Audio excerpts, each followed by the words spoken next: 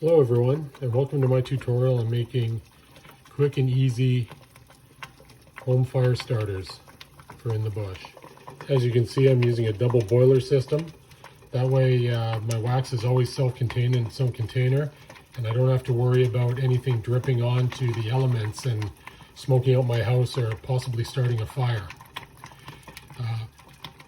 I get my wax from all the extra bits at the bottom from the candles we like to use around the house. And if that's not enough, or if you don't use candles around the house, you can also just go buy cheap extra old candles from like MCC or another used store like that. They always seem to have them on really cheap, and you can just buy handfuls of them for almost nothing.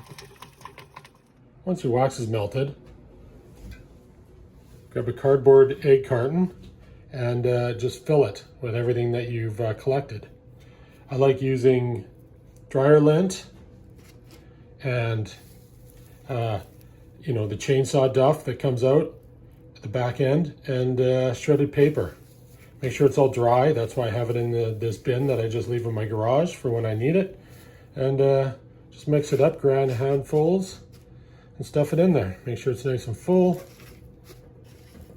Doesn't matter how you stuff it, it's all good. Then once you're done, you want to pour the wax in there.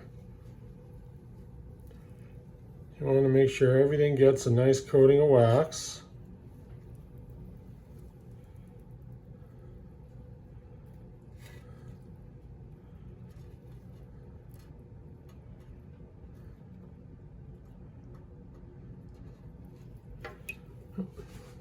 Doesn't matter if it's messy, it's all good.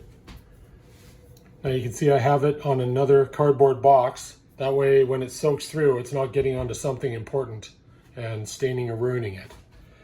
Now you're just gonna let it dry for a while, and then you can break them up into individual pieces. As you can see here, the wax came through here, but this was untouched with wax.